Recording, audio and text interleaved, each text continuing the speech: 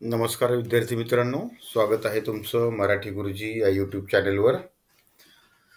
आज आपण अक्षर भारती मराठी इयत्ता 9वी या पाठ्यपुस्तकातील लेखक बाळ ज. पंडित यांनी लिहिलेला ऑलिम्पिक वर्तुळांचा गोफ या पाठावर आधारित additional important questions and answers हा भाग या ठिकाणी पाहणार आहोत.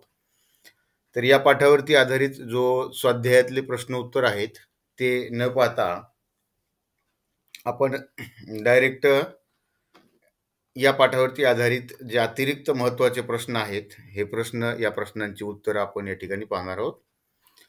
तर बघा, सुरुवातीला या पाठावरती आधारित जो पहिला उतार आहे, पहिला जो पॅरेग्राफ आहे, या पॅरेग्राफ मधील हे प्रश्न आहेत. बघा, पहिला आहे प्रश्न, आकृतीबंध पूर्ण करा की ऑलिम्पिक ध्वजावरील वर्तुळांचे जे रंग आहेत. बघा, ते 5 रंगांची जी वर्तुळ आहेत त्या वर्तुळांचे रंग आहे. पहिला आहे लाल, पिवळा, निळा, हिरवा आणि काळा. पुढचा प्रश्न आहे, ऑलिम्पिकची 5 वर्तुळ म्हणजे जगातील 5 खंड आणि त्यांची शुभ्रधवल पार्श्वभूमी म्हणजे विशाल अंतराळ. पुढे बघा, आपल्या देशाला ऑलिम्पिक विजयाचे मानकरी होण्यासाठी करावयाच्या गोष्टी. तर हा पाठ ज्यावेळेस पाठ्यपुस्तकामध्ये समाविष्ट केला होता त्यावेळेस या ऑलिम्पिक 2020 या स्पर्धा आलेल्या म्हणजे जवळ होत्या, त्यामुळं या ठिकाणी उल्लेख केलेला होता की ऑलिम्पिक 2020च्या विजयाचं उद्दिष्ट डोळ्यासमोर ठेवून आपल्याला आवडणाऱ्या खेळात पारंगत व्हा, म्हणजेच निष्णात व्हा, तरबेज व्हा, पटाईत व्हा. आपल्याला आवडणाऱ्या खेळावर लक्ष केंद्रित करा. पुढचा प्रश्न मित्रांनो, जोड्या जुळवा. बघा, या ठिकाणी वेगवेगळे रस्ते हे कशासाठी आहेत? येण्या जाण्यासाठी. एकमेकात गुंफलेली ही 5 वर्तुळ आहेत आणि स्वतंत्र निशाण हे कशाचं आहे? ऑलिम्पिकच्या सामन्यांचं. आणि शुभ्रधवल पार्श्वभूमी हे विशाल अंतराळ आहे. तर हे अशा प्रकारे. पुढचा प्रश्न बघा, एका वाक्यात उत्तरे द्या. यामधला पहिला प्रश्न आहे की संपूर्ण जगभरातील क्रीडा सामन्यात कशाला मानाचं स्थान आहे? तर उत्तर आहे ऑलिम्पिक क्रीडा सामन्यांना. पुढचा प्रश्न आहे, ऑलिम्पिकच्या ध्वजावर किती रंगांची वर्तुळं काढण्यात आलेली आहेत? उत्तर आहे 5 रंगांची. पुढचा प्रश्न बघा, लेखकाची मोटार भरधाव वेगाने कुठे जात होती? तर मुख्य उत्तर जे आहे ते आहे ऑलिम्पिक गावाकडे. पुढचा प्रश्न, मनुष्याच्या सर्वांगीण व्यक्तिमत्व विकासात महत्त्व अनन्यसाधारण कशाचं आहे? तर आहे क्रीडेचं. एकदम योग्य उत्तर आहे. पुढचं आहे, डॅश डॅश या गावाकडे आमची मोटार भरधाव वेगाने जात होती. कुठल्या गावाकडे? ऑलिम्पिक गावाकडे. म्हणजे मित्रांनो, प्रस्तुत या पॅरेग्राफ जो आहे त्या पॅरेग्राफवर आधारित जेवढे आपल्याला महत्त्वाचे प्रश्न वाटतात तेवढे प्रश्न आपण एका वाक्यात, त्याचबरोबर रिकाम्या जागा आणि मोठे 3 मार्कांचे प्रश्न असे काढलेले आहेत. पुढचा प्रश्न आहे, जसं बघा शुभ्रधवल पार्श्वभूमी आहे तसं विशाल अंतराळ आहे. पुढं प्रचंड गर्दी तसं भला मोठा ध्वज. पुढं आहे योग्य पर्याय निवडून विधान निवडून वाक्य पूर्ण करा. हे वाक्य आहे आणि त्याचं कारण काय बघा, प्रचंड गर्दी असली तरी रहदारीला अडचण मुळीच नव्हती, कारण येण्या जाण्यासाठी वेगवेगळे रस्ते होते.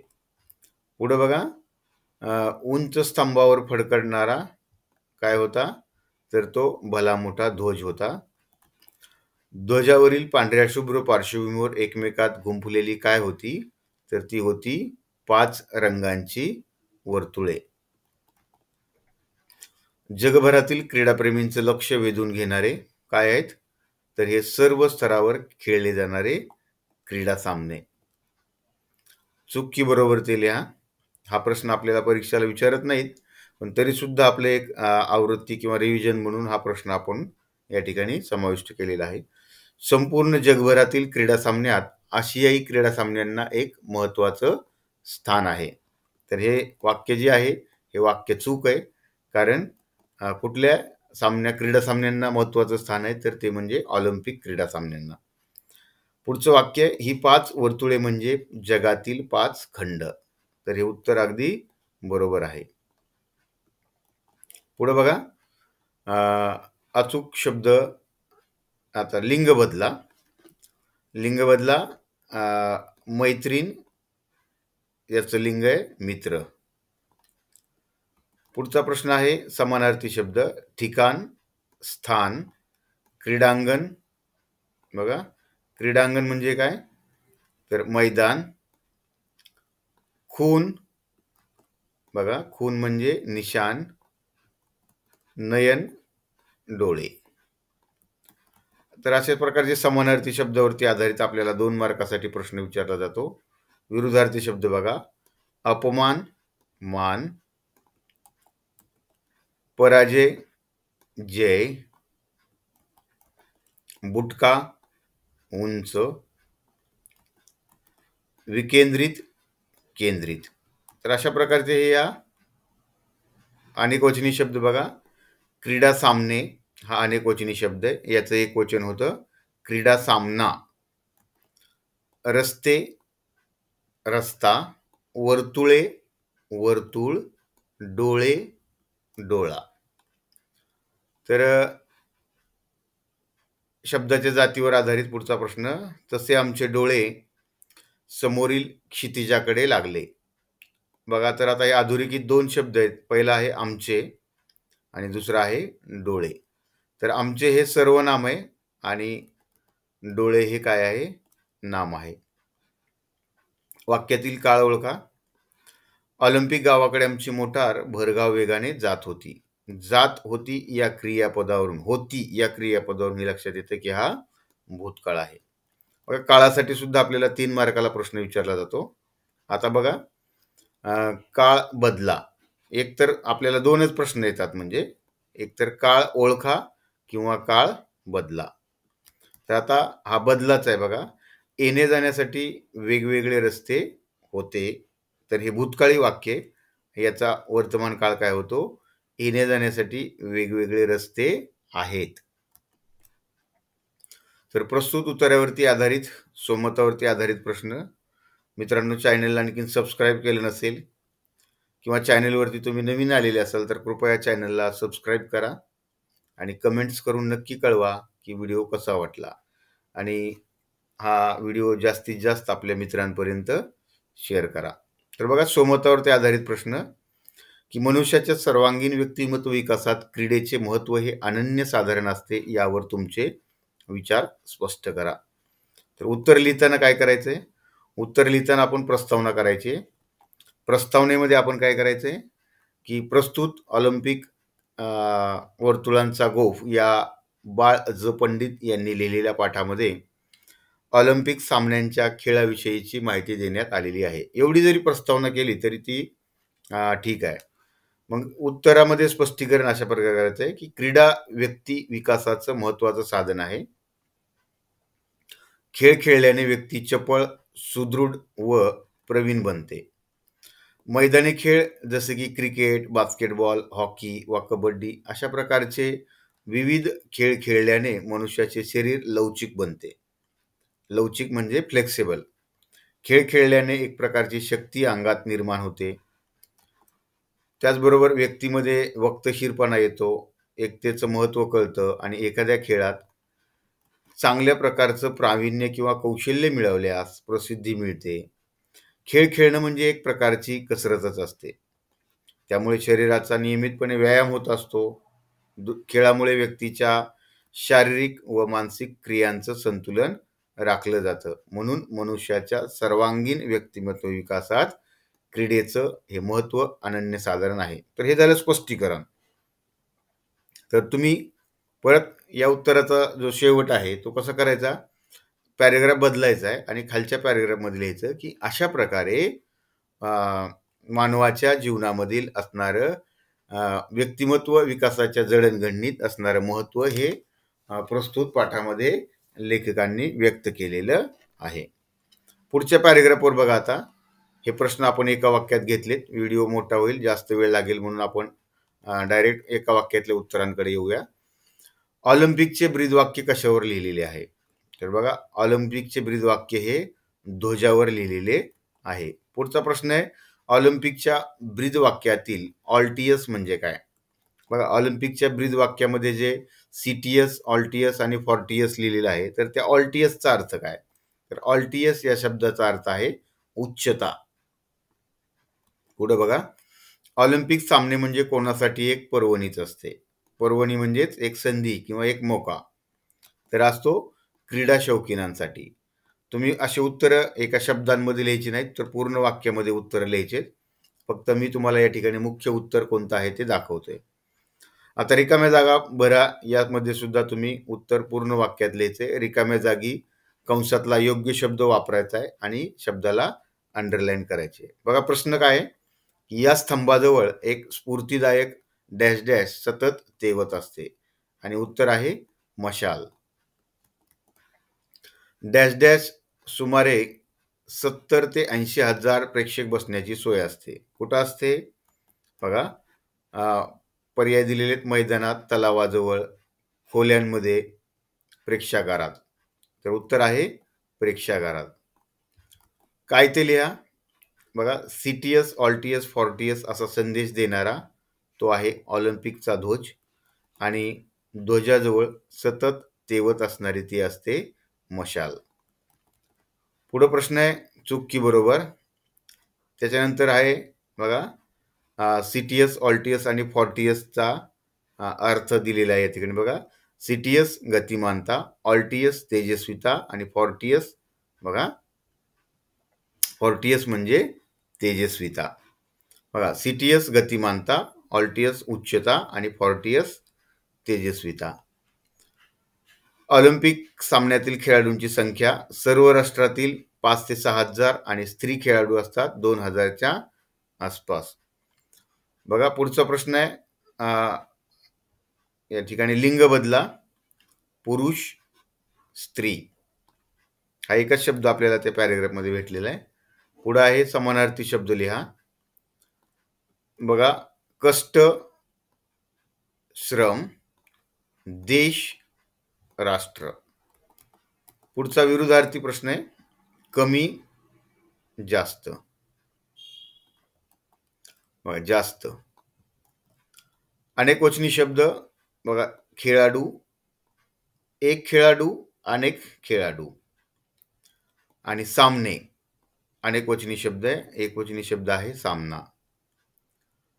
आता काही शब्दाच्या जातीवरती आधारित पुढचा प्रश्न आहे की असा संदेश हा ध्वज खेळाडूंना देत असतो. 2 शब्दाला अंडरलाईन केलेली. पहिला आहे तो म्हणजे ध्वज आणि दुसरा आहे तो असतो. ध्वज हा नाम आहे आणि देत असतो हे क्रियापद आहे. पुढे बघा, वाक्यातील काळ ओळखा की या ध्वजावर ऑलिम्पिकचे ब्रीदवाक्य लिहिलेले आहे. तर आहे या शब्दावरून आपल्याला लक्षात येते की हा वर्तमानकाळी वाक्य आहे. वाक्यातील काळ बदला. या ध्वजस्तंभाजवळ एक स्फूर्तिदायक मशाल सतत तेवत असते. तर भूतकाळ करायचं या वाक्याचा की मशाल तेवत होती. फक्त बघा काय करायचं बदल आहे, हे वर्तमानकाळी क्रियापद आहे, तर त्याचं होती हे भूतकाळी क्रियापद बनवायचं आहे. पर्यायी शब्द म्हणजे समानार्थी शब्द: वेगवान, गतिवान, मेहनत, श्रम, संधी, पर्वणी, कमाल, शिकस्त. पुढे आणखी स्वमतावरती आधारित प्रश्न आहे. गतिमानता, उच्चता आणि तेजस्विता ही 3 सूत्रे खेळाडूंसाठी फार आवश्यक असतात. या कथनावर म्हणजे या वाक्यावर तुमचं मत किंवा तुमचे विचार स्पष्ट करा. संदर्भासाठी आपण उत्तर दिलेलं आहे. बघा, खेळाडू म्हटलं म्हणजे तो कुशल, चपळ, प्रवीण व तरबेज असला पाहिजे. यासाठी खेळाडूला गतिमान होणं आवश्यक आहे. प्रत्येक खेळाडूने आपापल्या खेळात प्रावीण्य मिळवण्यासाठी खेळाचा जास्तीत जास्त सराव केला पाहिजे की जेणेकरून त्याच्या खेळ खेळण्याच्या गतीत वाढ होईल.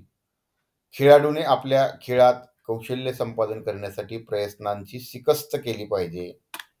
तसेच त्याने स्वतःचे शरीर सुदृढ बनवण्यासाठी जास्तीत जास्त श्रम केले पाहिजेत.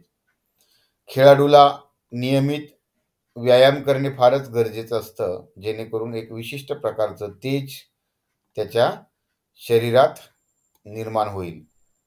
अशा प्रकारे गतिमानता, उच्चता व तेजस्विता हे 3 सूत्र खेळाडूंसाठी फार आवश्यक असतात.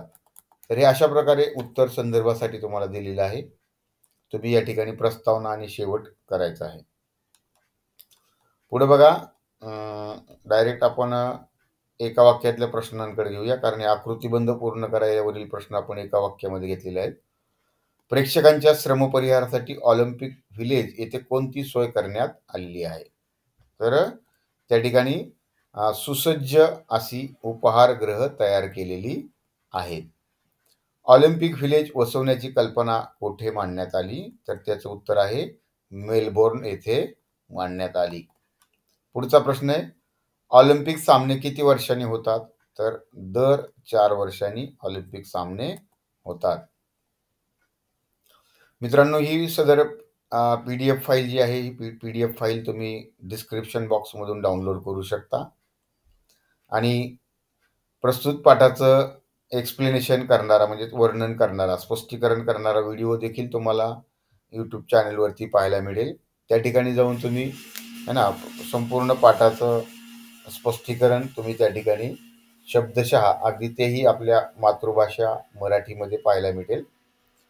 रिकाम्या जागावरती आधारित प्रश्न आहे की ऑलिम्पिक व्हिलेज वसवण्याची कल्पना इसवी सन डॅश डॅश मध्ये मेलबोर्न येथे मांडण्यात आली. तर उत्तर आहे 1956, 1956.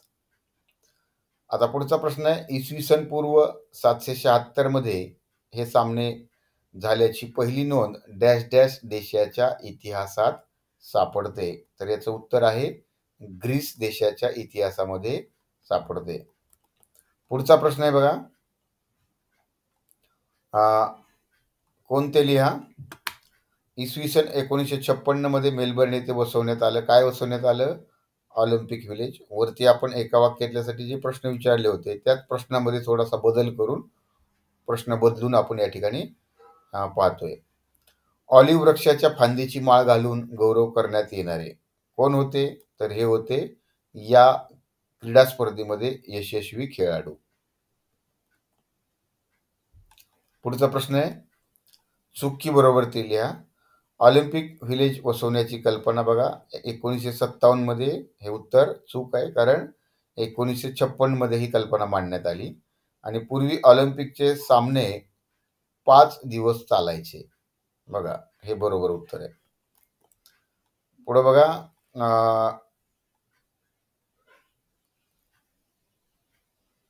विशेषण आलेले आहेत, अचूक शब्द आहेत, समानार्थी शब्द आहेत. समानार्थी शब्द आहे भव्य म्हणजेच विशाल. त्याचबरोबर रस्ते आहे ना, रस्ता म्हणजे सडक किंवा सडका. रस्ते अनेक वचनी शब्द आहे, म्हणून या ठिकाणी सडका देखील अनेक वचनी शब्द घेतलाय. जर तुम्हाला रस्ता विचारला समानार्थी शब्द, तर तुम्ही काय लिहायचंय? सडक. पण रस्ते असा जर विचारला अनेक वचनी, तर सडका असं उत्तर लिहायचंय, कारण सडक या शब्दाचं अनेक वचन सडका होतं. विरुद्धार्थी शब्द आहे लहान, मोठे, अयशस्वी, यशस्वी. पुन्हा बघा, अनेक वचनी शब्द दिलेले तिथे बघा, आता मी म्हणल्याप्रमाणे ना, शहरे एक वचन शहर, सडका सडक, लोहमार्ग खेळाडू एक खेळाडू अनेक खेळाडू, लोहमार्ग एक अनेक लोहमार्ग, खोल्या खोली, इमारती इमारत, वसतिगृहे वसतिगृह, प्रेक्षक प्रेक्षक, उपहारगृहे उपहारगृह आणि सामने सामना. तर हे झाले अनेक वचनी शब्दांचे एक वचनी. काळ बदला. ऑलिम्पिक सामने दर 4 वर्षांनी होतात. तर याचं भविष्यकाळ करायचंय. तर बघा, होतील फक्त हे क्रियापद जोडलं तर या वाक्याचा भविष्यकाळ होतो. पर्यायी शब्द म्हणजे समानार्थी शब्द भव्य, विशाल, रस्ते, सडका, झाड, वृक्ष, देश, राष्ट्र. समतावरती आधारित प्रश्न आहे की ऑलिम्पिकमध्ये यशस्वी झालेल्या भारतीय खेळाडूंचा आपल्या देशात कशा प्रकारे सन्मान केला जातो यावर तुमचं मत थोडक्यात लिहा. तर उत्तराची सुरुवात करण्याअगोदर तुम्ही प्रस्तावना करायची. उत्तर बघा. तुम्ही यामध्ये आपल्या विचारानुसार शब्दरचनेमध्ये थोडा बहुत बदल करून लिहू शकता. संदर्भासाठी उत्तर तुम्हाला मी या ठिकाणी दाखवतोय की आपल्या भारत देशात ऑलिम्पिकमध्ये यशस्वी झालेले अनेक खेळाडू आहेत. त्यांना ऑलिम्पिकमध्ये कांस्य पदक मिळो वा रजत पदक मिळो वा सुवर्ण पदक, संपूर्ण भारत देश त्यांचं स्वागत करण्यास सुसज्ज होतो. खेळाडू ज्या राज्यातील असतो ते राज्य तर त्यांना सरकारी खात्यात मोठमोठ्या पदांवर नियुक्त्या करतं. तसेच लाखो रुपयांची धनराशी देखील दिली जाते. भारत सरकार त्यांना अर्जुन पुरस्कार किंवा पद्मभूषण देऊन त्यांचा आदर सत्कार करते. भारतातील विविध संस्था आपापल्या कुवतीनुसार त्यांचा यथोचित सत्कार करतात आणि देशातील सर्व राज्यात त्यांना सन्मान दिला जातो. तर हे अशा प्रकारे ऑलिम्पिक खेळामध्ये जे खेळाडू यशस्वी होतात त्यांचा आपल्या देशामध्ये सत्कार केला जातो किंवा सन्मान केला जातो. परत बघा उत्तरे लिहा. 1894 साली या देशात ऑलिम्पिक काँग्रेस भरवण्यात आली. तर कुठं भरवण्यात आली? फ्रान्स या देशामध्ये. पुढचा प्रश्न आहे, ऑलिम्पिक सामन्यांचं पुनर्जीवन करणारे क्रीडातज्ञ ते म्हणजे कुबर्टीन हे क्रीडातज्ञ ज्यांनी ऑलिम्पिक सामन्यांचं पुनर्जीवन केलं. उत्तरानुसार वाक्याचा क्रम लावा. म्हणजे पहिलं वाक्य किंवा पहिली घटना कुठली घडली हे या ठिकाणी दिलेलं आहे. उत्तरासाठी या संदर्भ दिलेला आहे, तुम्ही पाहू शकता. पुढे आता बघा, एका वाक्यामध्ये उत्तरे लिहा की कोणत्या साली आधुनिक जगाला ऑलिम्पिक सामन्यांची आठवण झाली? तर ते म्हणजे 1894 म्हणजेच 1894 साली. ऑलिम्पिक सामन्यांचं पुनर्जीवन कुबर्टीन यांनी केलं. पुढे बघा रिकाम्या जागा प्रश्न. तर हाही प्रश्न आपण एका वाक्यामध्ये घेतलेला आहे. पुढचा प्रश्न आहे, डॅश डॅश सामन्यांसाठी लागणारा खर्च फारच मोठा असतो. कोणत्या सामन्यांसाठी? तर या ऑलिम्पिक सामन्यांसाठी. पुढे बघा, हा सुद्धा तोच आहे. विधान पूर्ण करा की 1896 पासून ऑलिम्पिक सामने हे काय करतात? दर 4 वर्षांनी वेगवेगळ्या देशात भरवले जातात. कोणते लिहा? मैत्रीचा मंत्र सांगणारे हे आहेत ऑलिम्पिकचे सामने. ऑलिम्पिक सामन्यांच्या व्यवस्थेसाठी नेमलेली समिती त्याला काय म्हणतात? तर आंतरराष्ट्रीय ऑलिम्पिक समिती म्हणतात. पुढचा प्रश्न आहे, 1894 साली ऑलिम्पिक काँग्रेस भरवण्यात आलेला देश कोणता होता? तर तो देश होता फ्रान्स. चुकी बरोबरतीवरती प्रश्न आहे. परत व्याकरण शुद्ध लेखनावरती आधारित आपल्याला नाही येत प्रश्न. हे त्या उत्तरामध्ये आलेले काही नाम शब्द आहेत. तर प्रस्तुत मित्रांनो, आपल्या 9वी आणि 10वी या इयत्तेसाठी जेही व्याकरण आहे 20 मार्काचं व्याकरण, त्या व्याकरणाच्या प्रत्येक घटकावर स्पष्टीकरण करणारा अगदी है ना, अगदी प्रत्येक नियम, प्रत्येक उदाहरणं देऊन हे स्पष्टीकरण करणारा व्हिडिओ आपल्या चॅनलवरती आहे. त्या ठिकाणाहून तुम्ही पाहू शकता. पुढचा प्रश्न आहे, समानार्थी शब्द स्मरण, आठवण, उपस्थित, हजर, ताकद, बल आणि दोस्ती, मैत्री. विरुद्धार्थी शब्द या पॅरेग्राफमधले प्राचीन, आधुनिक, गैरहजर, हजर, जमा, खर्च, दुश्मनी, मैत्री. उत्तरामध्ये आलेले अनेक वचनी शब्द आहेत, सामने, प्रतिनिधी आणि देश. काळ ओळखा. तर बघा, आली होती हे क्रियापद जे आहे याच्यावरून लक्षात येते की हा भूतकाळ आहे. आणि पुढचा आहे तरतूद आहे, हा वर्तमान काळ आहे. स्वमतावरती आधारित प्रश्न. ऑलिम्पिक खेळांची वैशिष्ट्ये स्पष्ट करा. या ठिकाणी बघा, प्रस्तावना तुम्ही करायची आहे. फक्त स्पष्टीकरण कशा प्रकारे करायचं हे आपण या ठिकाणी सांगूया. ऑलिम्पिक खेळ हा दर 4 वर्षांनी खेळला जातो. या खेळात संपूर्ण जग सहभागी होतं. प्रत्येक देशातील खेळाडू स्पर्धक म्हणून ऑलिम्पिकमध्ये सहभागी होतात. प्रत्येक देशाचे अन्य देशांशी मैत्रीचे व जिव्हाळ्याचे संबंध निर्माण व्हावेत म्हणून या क्रीडा स्पर्धा भरविल्या जातात. स्त्री व पुरुष यांना या खेळात समान संधी दिली जाते. येथे कोणत्याही प्रकारचा भेदभाव नसतो. संपूर्ण जगात प्रेम, आपुलकी, जिव्हाळा, ममता, सद्भावना, ऐक्य व मैत्री वाढीस लागावी, हाच या स्पर्धेचा प्रमुख उद्देश असतो.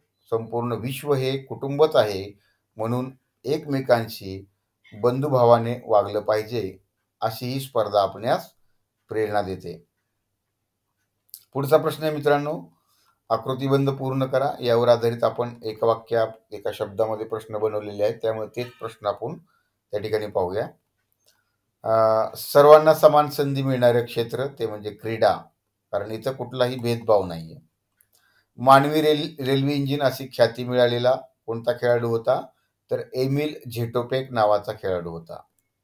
पुढे बघा, एका वाक्यात उत्तर आहे. हेलसिंकी येथे ऑलिम्पिक सामने कोणत्या साली झाले होते? बघा, हेलसिंकी येथे 1952 साली, म्हणजे 1952. झेटोपेकनं, बघा हा एमिल झेटोपेकनं कोणत्या नावाने ख्याती मिळवली? तर त्याने मानवी रेल्वे इंजिन या नावानं ख्याती मिळवली. ख्याती म्हणजेच प्रसिद्धी. रिकाम्या जागा, डॅश डॅश वर्ण त्याचा देश हे सर्व विसरून साऱ्या जगाने त्याची प्रशंसा केली. कोणाची केली? तर ओवेन्स नावाचा जो खेळाडू होता त्याची. पुढे बघा, एमिल झेटोपेक हा डॅश डॅश खेळाडू कुठला होता? तर तो झेकोस्लोव्हाकियाचा खेळाडू होता. तर पुढे बघा, शिल्प तयार करणारा त्याला शिल्पकार म्हटलं जातं. जसं चित्र तयार करणारा चित्रकार, मूर्ती तयार करणारा मूर्तिकार. पुढे बघा, विधान पूर्ण करा. विधान आहे, क्रीडेच्या क्षेत्रात सर्वांना समान संधी मिळते. याचं काय कारण आहे? तर या खेळामध्ये क्रीडेच्या क्षेत्रामध्ये जातीभेद नाही, धर्मभेद नाही किंवा वर्णभेद नाही, म्हणून त्या ठिकाणी समान संधी मिळते. कोणते लिहा? अमेरिकेतील वंशाने आफ्रिकी असणारा खेळाडू कोण होता? तर तो होता जेसी ओवेन्स. आणि बघा, 1936 मध्ये ऑलिम्पिक सामने भरलेलं ठिकाण ते होतं बर्लिन. असे मित्रांनो, म्हणजे बारक्यातल्या बारक्या गोष्टीकडं लक्ष देऊन आपण हे प्रश्न आपण या ठिकाणी पाहतोय. पुढे बघा, की या ठिकाणी बघा आपण डायरेक्ट पुढचा प्रश्न घेतोय. अधोरेखित शब्दांचं समानार्थ लिहून वाक्य पूर्ण करायचे. साऱ्या जगाने ओवेन्सची स्तुती केली. बघा, स्तुती करणे हा वाक्यप्रचार आहे. तर याचा अर्थ आणि वाक्यामध्ये उपयोग केलाय बघा, प्रशंसा केली. कारण वाक्यप्रचारावरती आधारित आपल्याला 5 मार्काचा प्रश्न हा नेहमी परीक्षेमध्ये असतो, हमखास विचारलेला असतो. पुढचा प्रश्न आहे, क्रीडेच्या विभागात जातीभेद नाही. विभागात म्हणजेच क्षेत्रामध्ये जातीभेद नाही. विरुद्धार्थी शब्द 2 मार्कासाठी प्रश्न असतो. बघा, समान, असमान, जुने, नवे, लहान, मोठा, निंदा, कौतुक, अनादर, आदर. अनेक वचनी शब्द आहेत, नवे आणि देश है ना. एक देश, अनेक देश, म्हणजे दोन्ही वचनामध्ये हा शब्द सारखाच असतो.